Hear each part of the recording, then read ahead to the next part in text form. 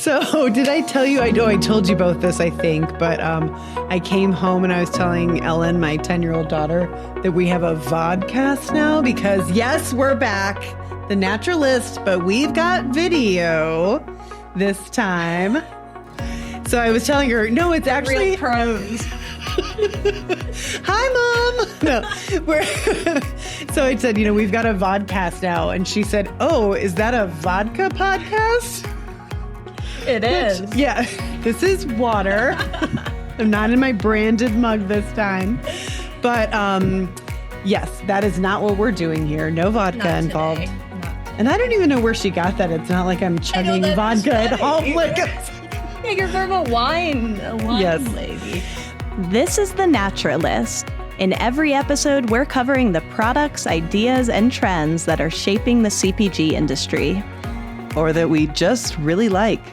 Well, actually, we could say hi to Riley, my dental hygienist, because today I went to the dentist office and she was like, it's so funny to see you here because I've been listening to the podcast. No way! And I was like, I forgot I told you Shout out to Riley. Hi, Riley, thank you. Feeling good. And she said, I've been listening from the beginning and I love it. And she was like, and you guys have gotten so much better.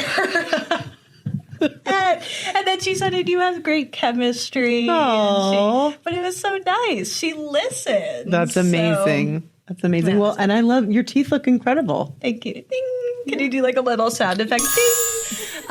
So that happened today. And then the thing I've been really wanting to tell you all weekend, and I was going to write you, but I didn't want to disrupt your vacation for this. Okay. Yeah.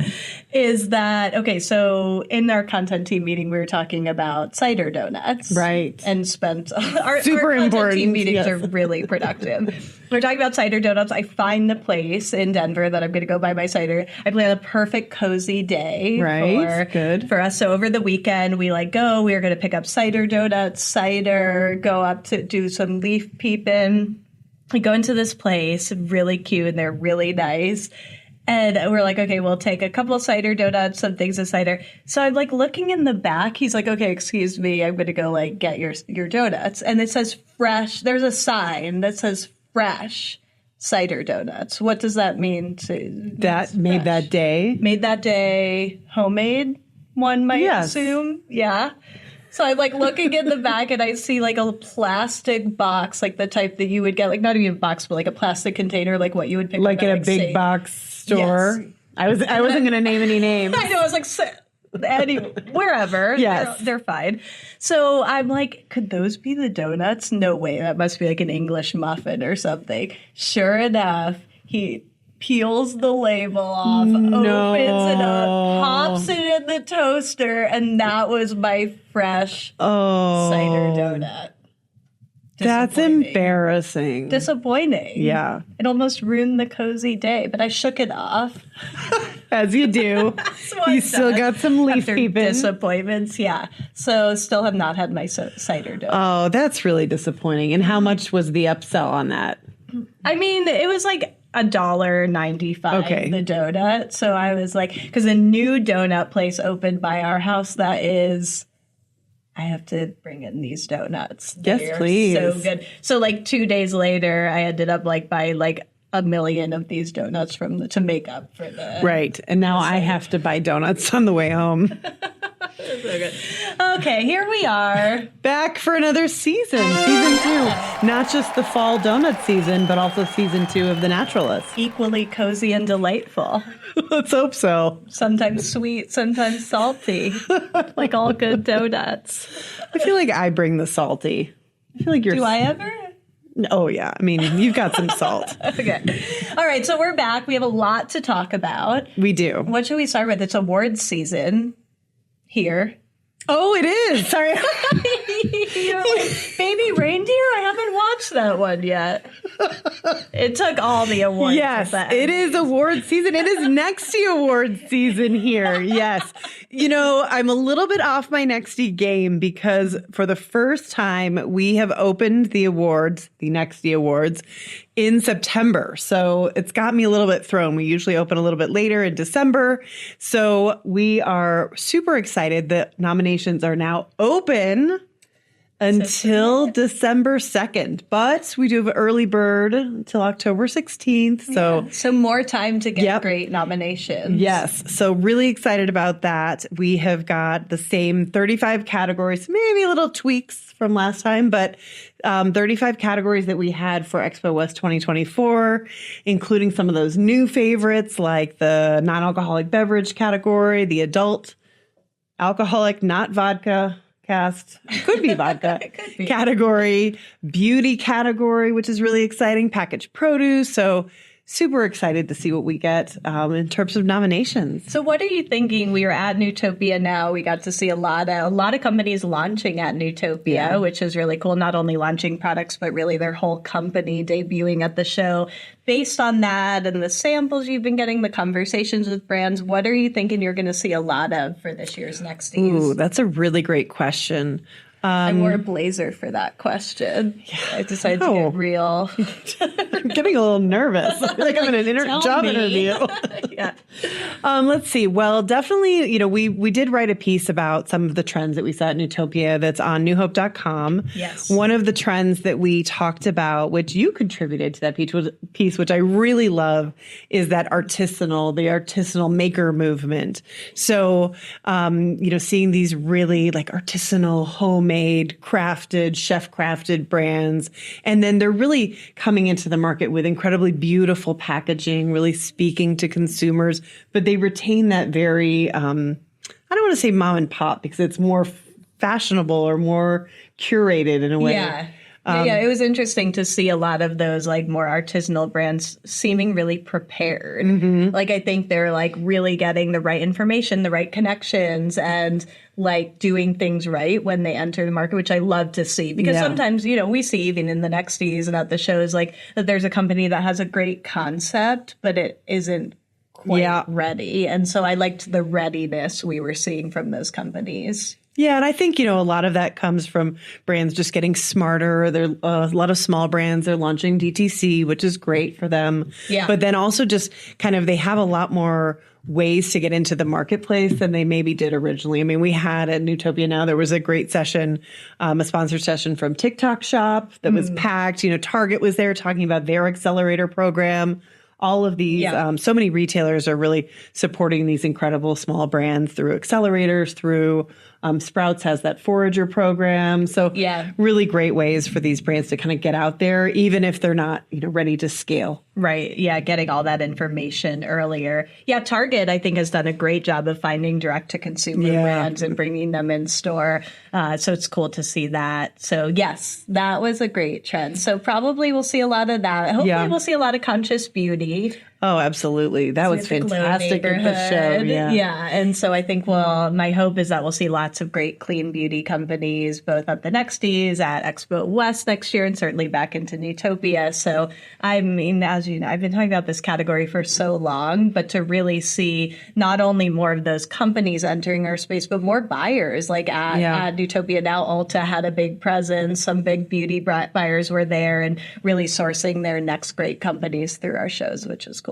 Yeah, absolutely. Yeah. Another one that I really liked, there were so many great, and this would, particularly in the Represent neighborhood at Newtopia, but throughout the show floor, so many great diverse owned brands, small brands, larger brands, different stages of their kind of brand experience or brand trajectory. But these really authentic, telling these really authentic stories of from their heritage and their culture. And I just found that to be really inspiring. Yeah. Yeah. And there were a couple other trends. You talked about the article on newhope.com. Definitely check it out if you want to see some of the things on our radar. Tons of protein. So much protein. Everywhere. So lots of functional How about foods. that 80 grams of protein? I think it's called sturdy sauce. It's a pasta sauce with 80 grams of protein. Oh, wow. Crazy. 80 grams? Yeah. I don't know if you have to chug the whole bottle. Like a half cup, but really amazing applications for protein in foods. I'm just perusing. It's been a little while. Oh, I like the partnerships with farmers. We saw more of that coming to life, and certainly science and a focus on science-backed products, ingredients, definitely in the supplement category, but certainly in the beauty and wellness space as well. So. And with the brands really talking about it. I mean, it's not to say that people didn't look at science before, but now they're really talking about it and sharing those results with consumers. So that's really important. So during the NEXTY Awards, we talk about all these things a lot. We'll have very yes. There's very in-depth conversations. I know sometimes I'm like, wouldn't it be fun if we like showed behind the scenes, like at the judging? And then I'm like, does anyone really want to see them? Would that be entertaining, or would it just be torture? Well, I don't know. The one thing I tell brands that nominate, I mean, last year for Expo West, we had nearly 1,500 brands. Wow. And the one thing that I tell brands, and this is 100% true, as you know, is that we review and talk about absolutely every single one. Yeah. So it's not like, oh yeah, this one looks nice. We talk about every single product. So it is not for the weak-hearted or stomached. but yes, we taste and try them all. So I do think it would be kind of interesting to get a glimpse of that. Certainly our NEXTY judges come away looking a little dazed, our guest judges. Oh, for days. I don't ever come out of the cocoon that I go into after NEXTY judging. Okay, so let's talk a little bit about, I do want to mention one other thing from Newtopia ties to our Conscious Beauty, but the Conscious Beauty pitch winner was a really great company. Have you tried it yet? Because I know that was like on your radar. But I'm trying to use up the last little bit of all the other 80,000 products because I'm, for such a lazy person with my personal skincare routine, I'm addicted to product. So I buy them all. I am not very good with compliance with skincare or with supplements, but I have them all. Come talk to me if you need anything. So the reason you got really excited about this company is because it's positioned as the anti-beauty company. Yes. Well, no, the reason I got really excited is actually because it's Daybird, and they have this fantastic product, which is a 4-in-1 serum skin tint. And their whole thing is like, you don't have to use all these products. We can simplify it. They also say that their product caters to all different skin tones. So it's a really inclusive brand. And the founder was awesome when she got on stage and presented her vision. So great product, great company. And yeah, it'll be interesting to see if we continue to see more and more companies, because I think it also speaks to how consumers are shopping right now because of the economy and inflation. Like, don't want to have to buy. At the same time, it's kind of funny that I'm saying this because I've started doing Korean skincare, which is like 47 steps. Like every product you could imagine, I'm like just layering on. But I see that most of us, including myself, are striving to streamline, buy fewer products. And and also the sustainability factor. I mean, you're buying one skincare product with 4 different functions as opposed to 4 separate bottles. Okay, that then fine. I think you need to rethink your skin. You should come join me with my skincare routine. I'm supporting the CPG industry.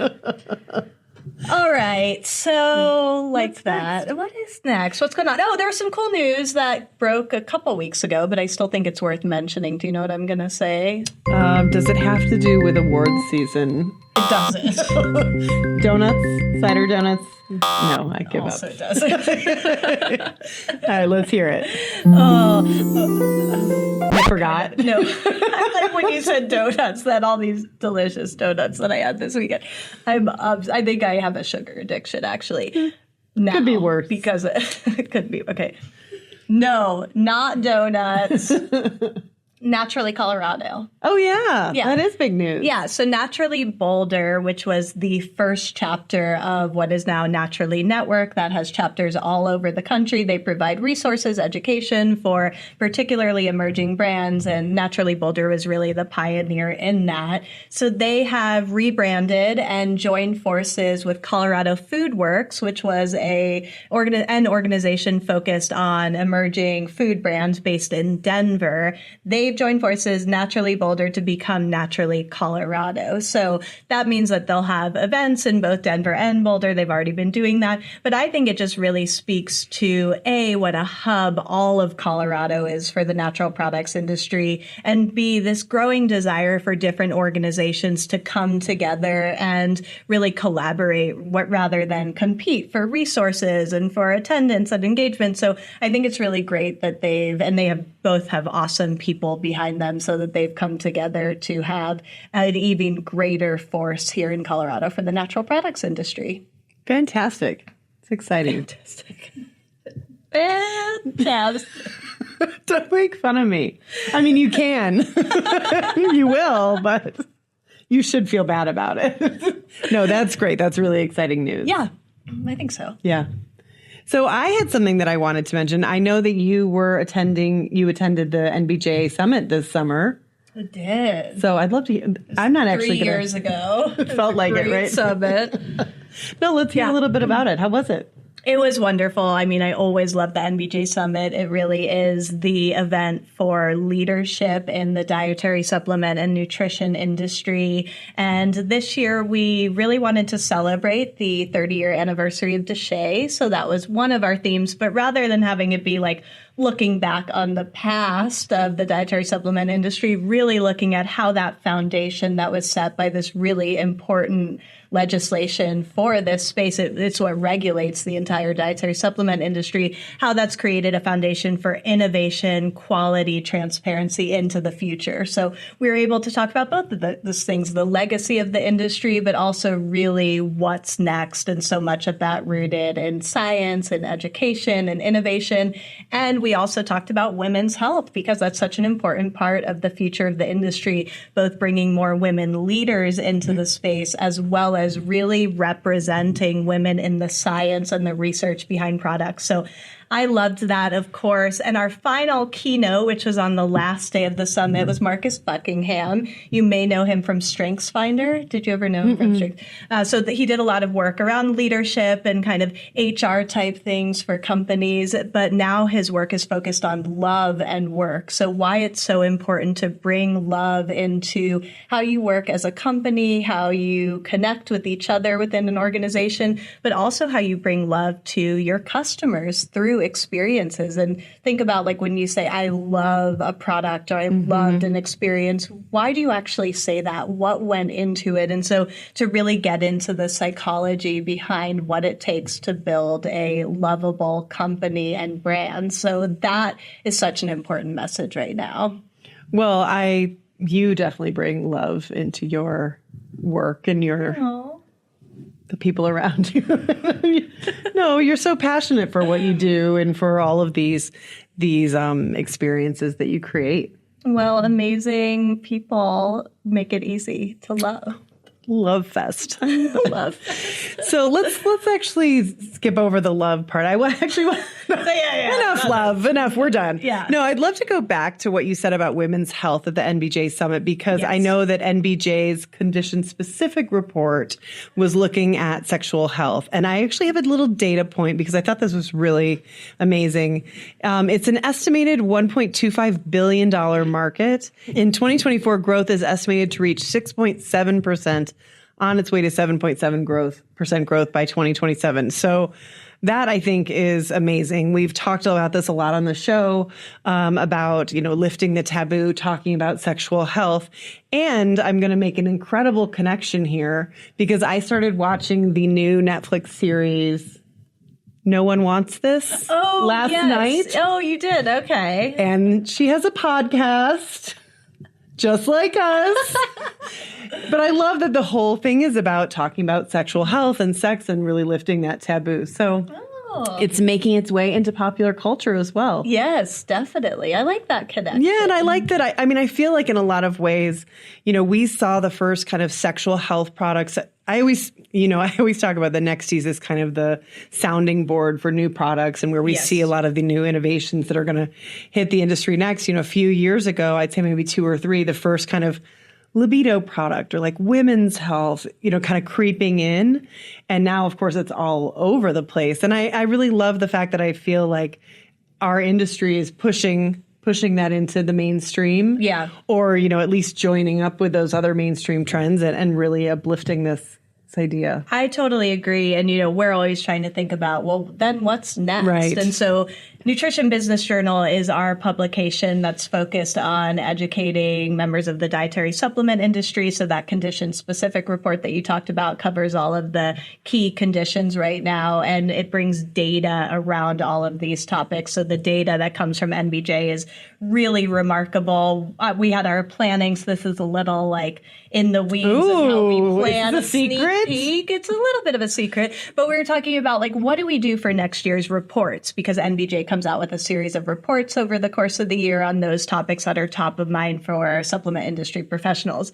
Anyways, we were like, should we do women's health again? And I'm like, I think there's a lot actually around men's health and really getting into the specifics of men's health. And then we kind of took a step back, and a lot of it ties to hormonal health. So I think the direction that we're going to go is a report around hormonal health and all of the supplements that are supporting hormones, particularly related to sexual health. And certainly we see that with menopause and all of the products out there around that. But there's just a lot happening on the hormonal health side of things. So I'm excited to see what the dietary supplement industry can bring to that category overall.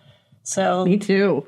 So yeah. And then I think one other thing happening, and we just published an article on newhope.com, but is really tracking GLP-1s and how that's impacting the dietary supplement industry. I mean, it is pretty remarkable how many Americans have either taken GLP-1s or are open to taking them. So I think you can look at that in a couple ways. It could be a threat to the supplement industry. It could present opportunities for the supplement industry. So I'm seeing a lot of products that are meant to kind of function like Ozempic being marketed. But this article was really interesting because it talks about how the popularity of GLP-1s has led to opportunities for supplement retailers, particularly around protein supplements, multivitamins, and digestive aids, which actually are complementary to GLP-1s. So we're seeing these retailers kind of align with those products with those pharmaceutical drugs by offering products that are complementary.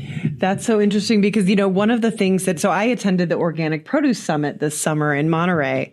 And one of the things that was discussed during one of the education sessions was also, how these drugs are affecting produce sales. And the retailer that was there said, this is actually really positive for organic produce, as far as we can tell this time, but it's really positive because people might be eating less, but the things that they're eating, they want to improve the quality of it. Actually they were looking at this as an opportunity for organic produce as opposed to something that would really hurt the market. So I thought that was really interesting. Yeah. And then we can't talk about this without mentioning your favorite supplement of all time, berberine. Only because I love the Burberry joke. Thanks for berberine. Is berberine out now? No, berberine. Oh, okay. They're in, and consumers are still seeking non-prescription alternatives. And berberine really is the front runner to GLP-1s. And berberine's crushing it still. We did see a couple of really interesting GLP-1 supplements at Newtopia Now. Oh. One of them was by I can never say it. It's Nutri by Nature, but I always want to say like Nutri by Nature, not because I hate you. That's yes, of course. And it kind of screws me up. What is your favorite product right now? Well, there is a product that was at Newtopia that for me is the most innovative thing I've seen in a long time. It is absolutely mind-boggling. So it's from Milkademia. It is oat milk. Okay, we'll start there. Okay. But it's printed on a 2D printer. So it looks like sheets, like dryer sheets, but the oat milk is printed so that you just tear off a piece of it. Wow. You put it in a blender and add water, or you can soak it overnight. It's shelf stable, I think she said, for up to 2 years after you've opened it. So you can open it and just use whatever amount you want. And shelf stable for 2 years. And the packaging, so it's this really thin package, 94% less packaging, 85% less weight, and it's also 20 to 30% less expensive than other plant-based milk. So it's incredible. It's sustainable.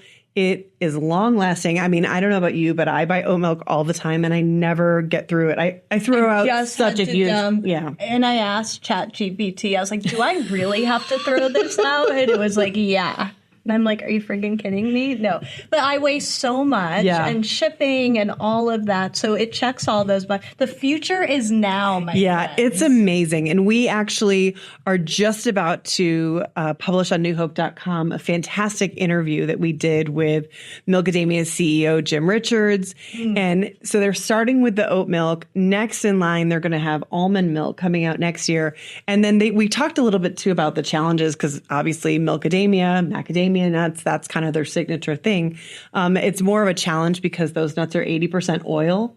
So getting that flat pack, it's trickier on the printer. But I just think it is such an incredibly innovative product. It is looking at real world problems with shipping, with waste, and solving them in such an incredibly just different and creative way. That's so impressive. It's I've said incredible 10 times, haven't I? Pick, as you should, as you should. Remember Beat that. Yeah. Do you remember that meeting when someone was like, what's the innovation? And we were like talking around it, like refused to say what it was. Remember Bill was like, what is it? And we wouldn't tell him. So no, but I do love keeping secrets from Bill. I know. Okay, I think that's very impressive. Mine is en route. Oh, that's a good one. The unwind non-alcoholic sparkling wine. So we were all at a gathering the other night and some people are having wine. I wasn't going to, so I sipped on that, and I've had some bad NA wines. Like I'm talking like this should not be consumed by anyone ever. Not this wine. I thought it was so delicious. I think it also has ashwagandha and L-theanine in it, so it has you did seem very relaxed when you drove me home. I'm like, left here. But yeah, no, it's so good. Yeah, it is absolutely delicious. I like when you get like an experience out of it. So having those functional benefits of like unwinding, hence en route unwind. Yeah. Very smart name that they have there. Thought it was delicious, and it's de-alcoholized. You said it right. Yeah, that was perfect. I've been practicing. And so it really is wine, but just with the alcohol removed. So I'm a big fan of this. And I think it just speaks to the evolution of the NA space. We're getting better products, great tasting products. I'm not sure about it has yuzu in it too. I just saw that yuzu and apple and oak. So many good things. But I think that, I'm just always careful about the sugar. Let's see actually how much sugar they have. Yeah, it's only 5 grams. 5 grams, okay. I mean, that's always my biggest complaint is I feel like a lot of non-alcoholic alternatives in the past have kind of loaded it with sugar or with a sugar alcohol just to kind of make up for that experience. So I actually really like this as well. I tried it. You did like it. And I love En route. They, when they were a brand new company, I'd say maybe 4 or 5 years ago, they won a NEXTY for their unsweetened tea, which they were tea and then moved into NA? Yeah, it was a ready-to-drink iced tea, and it was fabulous. And I love that it didn't have any added sugar. It was just super clean, fantastic product. And just anecdotally, wasn't somebody at the dinner talking about how Brad Pitt has invested in this company? Was that a rumor? I was Brad, call us, let us know. And then I was researching it and I couldn't find an association, but I really think the label said Brad Pitt's favorite beverage. Endorsed, approved by Brad Pitt. Oh, it was a giant picture of him. Yeah, and I was like, okay. I have not really been able to confirm that, but let us know. Yeah, Brad, hit us up. All right, well, that's it. So be sure to do the things that people do when they like a podcast. Sorry, Maddie. Subscribe. And rate. Yes. Share with your friends. Absolutely, with your dental hygienist. Your parents. Yes, my parents, my dad. Yeah, gotta get him listening again. You're like, he doesn't listen. All right, thanks. We're so excited. We'll be back weekly. Yes, we will. Yeah. Nice to be back. Good to see you. You too.